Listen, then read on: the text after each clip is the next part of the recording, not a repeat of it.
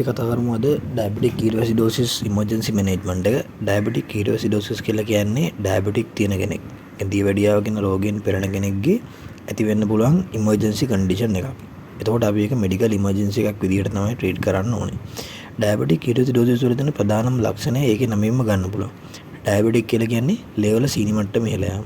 කීටෝ කියලා කියන්නේ ලෙවල කීටෝන් body level එක ඉහළ යාම. ඇසිඩෝසිස් කියන්නේ ලෙවල pH එකේ පහළ යාම. ඒක ඔන්නගෙන කොටස් තුන එකතුලා තමයි ඩයබටික් කීටෝසිඩෝසිස් කියලා තත්ත්වයට ළඟා වෙන්නේ. ඒතකොට ඩයබටික් කීටෝසිඩෝසිස් patient කෙනෙක් present වෙන්න පුළුවන් ප්‍රධාන වශයෙන්ම එක්ක ඇබ්ඩොමිනල් පේන්, සිවියර් ඇබ්ඩොමිනල් පේන් එකක් එයාගෙන.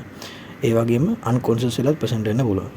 ඒතකොට ඩයබටික් හිස්ටරි එකක් තියෙනවා නම්, ඒ කියන්නේ past medical history එකේ ඩයබටික් තියෙනවා නම් සහ එයා present වෙන්නේ ඇබ්ඩොමිනල් පේන් සහ අන්කොන්ෂස් එක ඒ කියන්නේ වගේ කන්ඩිෂන් එකක් එකන present වෙන අපිට ගොඩාක් සස්පෙක්ට් කරන්න පුළුවන් මේක ඩයබටික් කීටෝසිඩෝසිස් කන්ඩිෂන් එකක් කියලා.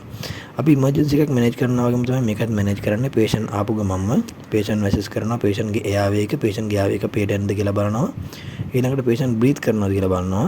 ගොඩාක් වෙලාවට ඩයබටික් කීටෝසිඩෝසිස් patient කෙනෙක් නම් එයාගේ breathing එක ස්පෙෂලි pattern එකක් තියෙන. ඒ කියන්නේ ඒකේ තියෙන්නේ අපි කියන්නේ කුස්මාල් breathing කියලා.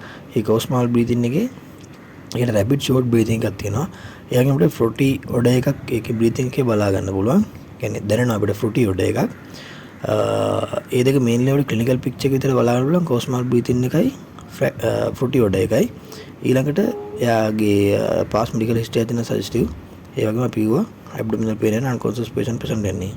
ඊළඟට අපි කරන්නේ patient ගේ යාව එක පේටන් නම් බ්‍රීත් කරනවා නම් අපි ටක් ගාලා හයි ෆ්ලෝ ඔක්සිජන් දෙනවා ෆේස් මාස්ක් එකක් දාලා. හරි. එතකොට patient ගේ යාව එක පේටන් නැත්නම් යාව එක පේටන් කරන එකට ඕරපැරන්ජියල් යාව එකක් ඉඩි ටියුබ් එකක් අපිට දා ගන්න පුළුවන්. ඒ විදිහට අපි පේටන් කරලා පේටන් ඕල්රෙඩි පේටන් නම් සහ patient බ්‍රීත් කරනවා නම් අපි හයි ෆ්ලෝ ඔක්සිජන් දෙනවා 100% ඔක්සිජන් ෆේස් මාස්ක් එකක් දාලා.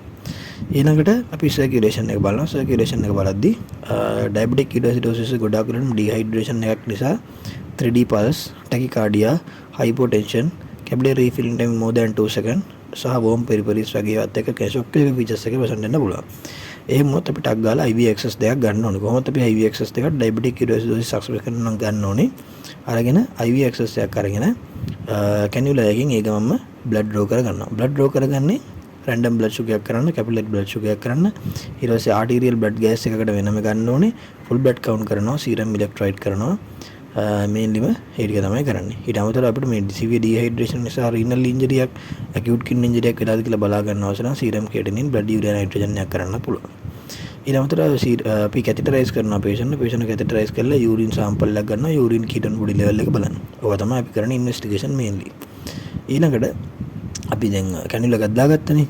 ඊළඟට patient ගේ අපි result ආවන් පස්සේ arterial blood gas එකෙන් පෙන්නනවා patient pH එකේ 7.1කට අඩුයි. කියන්නේ severe acidosis එකක් තියෙනවා. ඒත් එක්කම patient ගේ random blood sugar එක එහෙම නැත්නම් capillary blood sugar එක 300 වගේ තියෙන කෙනේ ලොකු blood glucose level එකක් තියෙනවා. ඒ වගේම urine level serum ketone bodies urine ketone bodies positive. urine ketone bodies බලන්න අපි කරන්නේ Rothera test එක. Rothera test එකේ ammonium දැම්මයින් පස්සේ liquid ammonium දැම්මයින් පස්සේ ඒකේ දම් පාට වලයක් හැදෙනවා නම් වලලක් හැදෙනවා නම් ඒකේ Rothera test එක positive. ඒ කියන්නේ urine ketone bodies තියෙනවා.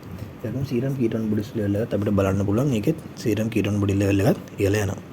ඒ වගේම serum electrolyte level එකේ අපිට ගොඩාක් වෙලාවට hyperkalemia එකක් බලා ගන්න පුළුවන් මේකේ. ඔය ටික තමයි අපි සාමාන්‍යයෙන් ඉන්වෙස්ටිගේෂන් ටිකේ එන රිසල්ට් ටික.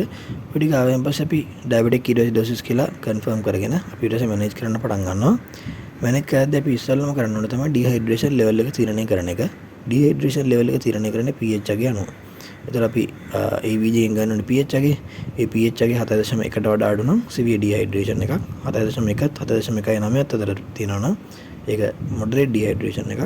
සහ 7.2කට වැඩිපුර තියෙනවා නම් 7.2ත් 7.3යි 5 අතර තියෙනවා නම් mild dehydration එක තමයි අපි සලකන්නේ. ඒතර mild dehydration එක නම් අපි දන්නා 5% තමයි dehydration එක. moderate dehydration එක 7.5% සහ severe dehydration එක නම් 10%. ඒතර ඔක තමයි dehydration. එහෙම නැත්නම් dehydration එක ඔක. ඊට පස්සේ අපි පටන් ගන්න ඕනේ ඉස්සෙල්ලම මේ fluid therapy තමයි පටන් ගන්න ඕනේ. මොකද hemodynamically patient non stable. ඒ නිසා patient ගේ hemodynamically stable කරන්න තමයි ඉස්සෙල්ලම අපි fluid management එක පටන් ගන්න. ඒතර fluid management එක පටන් ගන්නකොට ඉස්සෙල්ලම අපි initial fluid එක තීරණය කරන්න ඕනේ. ඒකට අපි කියන්නේ initial resuscitation fluid කියලා. එතන මේ ඉනිෂියල් රිසසිටේෂන් ෆ්ලුයිඩ් එක ඩිහයිඩ්‍රේෂන් ලෙවල් එකත් එක්ක වෙනස් වෙනවා. උදාහරණයක් විදිහට ගත්තොත් mild to moderate dehydration එකක් නම් තියෙන්නේ ඉනිෂියල් රිසසිටේෂන් ෆ්ලුයිඩ් එක අපි දෙන්නේ 10 ml/kg. හරි. ඊට පස්සේ severe dehydration එකක් තියෙනවා 20 ml/kg over 15 minutes තමයි දෙන්නේ. හරි. ඔක තමයි ඉනිෂියල් රිසසිටේෂන් එක diabetic ketoacidosis එකේදී. ඊළඟට අපි මේන්ටෙනන්ස් and deficit එක බලන්න ඕනේ. deficit එක කියලා කියන්නේ 5% dehydration යන 50 ml/kg deficit එක. ඊට පස්සේ moderate dehydration නම් 75 ml/kg power. severe dehydration එකක් නම් 100 ml/kg power. ඔය විදිහට තමයි deficit එක හොයාගන්නේ. මේන්ටෙනන්ස් එක හැම එකෙම එක විදිහට තමයි හදන්නේ. පළවෙනි කිලෝ 10ට 100 ගානේ, දෙවෙනි කිලෝ 10ට 50 ගානේ, තුන්වෙනි කිලෝ 30ට, කියන්නේ කිලෝ 50ක් දක්වා ඊළඟට 20 ගානේ යනවා. ඔක තමයි මේන්ටෙනන්ස් එක. හැබැයි මේන්ටෙනන්ස් අපි සාමාන්‍යයෙන් හොයන්නේ පැය 24ටනේ. මෙතන පැය 24ට හදන එක අපි දෙගුණ කරන්න ඕන. දෙකෙන් වැඩි කරලා පැය 48කට හදා ගන්න ඕන. හරි. එතකොට පැය 48ට හදාගත්ත මේන්ටෙනන්ස් එක තියෙනවා, ඩෙෆිසිට් එක තියෙනවා. එතකොට ওই දෙක එකතු කරනවා. එකතු කරලා mild to moderate dehydration එකක් නම් අපි අර දීපු initial resuscitation fluid එක අඩු කරලා ඊටු ටික පැය 48ට බෙදලා පැය ගානේ දිගටම දීගෙන යනවා.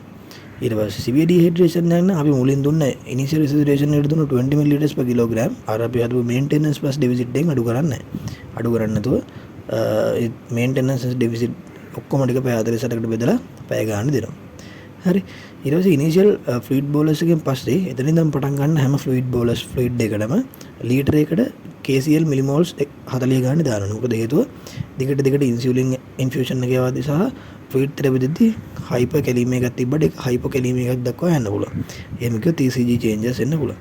ඒක නිසා පළවෙනි ඉනිෂියල් ෆ්ලුයිඩ් රිසසිටේෂන් බෝලස් එකෙන් පස්සේ එතනින් එහාට යන හැම ලීටර එකකට මිලිමෝල්ස් 40 ගානේ KCl දාන්න ඕනේ. ඊළඟට පළවෙනි පැය ෆ්ලුයිඩ් තෙරපි ගියන් පස්සේ පටන් ගන්නවා ඉන්සියුලින්. ඒතර ඉන්සියුලින් ඉන්ෆියුෂන් එක පටන් ගන්නෙ 0.1 unit per kilogram per hour තමයි යවන්නේ. හරි. එතකොට ඒක යනවා. ඒක දිගටම යද්දි අපි බලනවා ෆ්‍රීකවන්ට්ලි මොනිටර් කරනවා patient ගේ serum ketone body level එක, ඊට පස්සේ serum electrolyte level එක සහ random blood sugar level එක. ඒ වගේම patient ගේ general condition එක, patient conscious වෙනවද, alert වෙනවද, ඒ ටික බලනවා.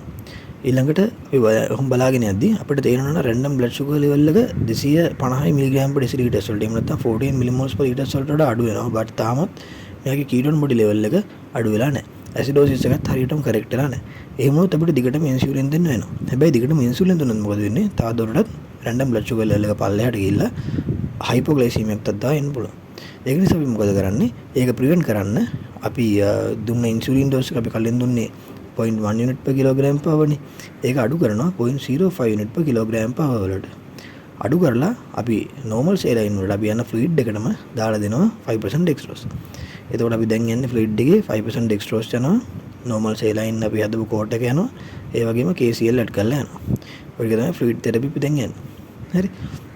ඊට පස්සේ ඔය විදිහට දීගෙන යද්දී අපේ ketone body level එක 1 millimoles per liter වලට අඩු වෙච්ච ගමන් අපි IV infusion එක insulin IV infusion එක නතර කරලා insulin subcut දෙන්න පටන් ගන්නවා. ඒ වුණාට මේකේ hyperkalemia එක ගොඩක් සිවිය නම් හරි එහෙම නැත්නම් acidosis එක ගොඩක් සිවිය නම් අපිට bicarbonate sodium bicarbonate පටන් ගන්න පුළුවන්. sodium bicarbonate අපිට consider කරන්න පුළුවන්. ඊළඟට ඔය ටික තමයි mainly management එක යන්නේ. ඊළඟට අපි subcut වලට මාරු කරලා subcut insulin යනවා. එතකොට අපි සාමාන්‍ය විදිහට patient යාගේ glucose intake එක ලබා දෙනවා. ඒ වගේම අපි monitor කරන්න ඕනේ frequently patient දිගටම monitor කරද්දී අපි පැය ගානේ monitor කරනවා patient ගේ intake එක, output එක, ඊට පස්සේ patient ගේ capillary blood glucose level එක, ඊළඟට capillary blood ketone level එක, ඊට පස්සේ blood pressure එක සහ level of consciousness එක. ඔය ටික බලනවා. අපිට ECG එකක් කරන්න පුළුවන් intermediate management එක විදියට. මොකද hypokalemia එකක් නිසා arrhythmia එකක් එනවාද කියලා අපිට identify කරගන්න අපිට ඒක කරන්න පුළුවන්. ඔක තමයි main diabetic ketoacidosis management එක.